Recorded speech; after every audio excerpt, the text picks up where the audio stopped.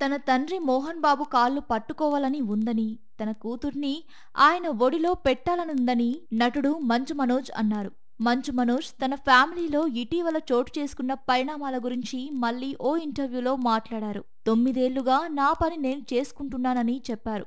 నా భార్య బొమ్మల కంపెనీ ప్రారంభించింది. దానికి నేను ఆర్ట్ వర్క్ చేశా, కథలు రాసా, ఆత్మగౌరవంతో బతికామన్నారు. తానెలాంటి వాడినో చాలా మందికి తెలుసని, అయినా ఊహించని విధంగా ముప్పు ఎదురైందని, నిస్సహాయ పరిస్థితిలోనే మీడియా ముందుకొచ్చానని చెప్పారు.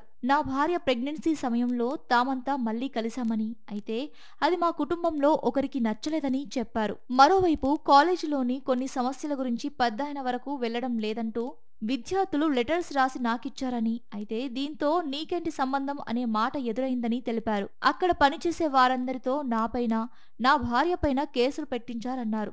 సంబంధం లేని విషయంలోకి నా భార్యను లాగారని, అప్పుడు నా హృదయం ముక్కలైందని వాపోయారు. తనకు అన్నీ నేనే, నేను తప్పు చేయలేదు, ఒక్క కేసు కూడా పెట్టలేదు, గొడవ పెట్టుకోలేదని చెప్పారు.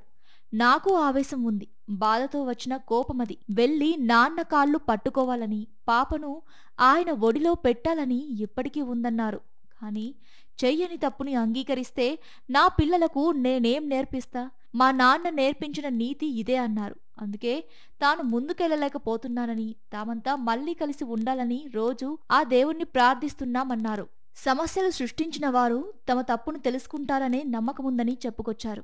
భైరవం సినిమాతో ప్రేక్షకుల్ని పలకరించనున్నారు మనోజ్. ఆయన, బెల్లంకొండ సాయి శ్రీనివాస్, నారా రోహిత్ కలిసి నటించిన చిత్రమిది. విజయ్ కనకమేడల దర్శకుడు. ఈ నెల 30న సినిమా రిలీజ్ కానుంది.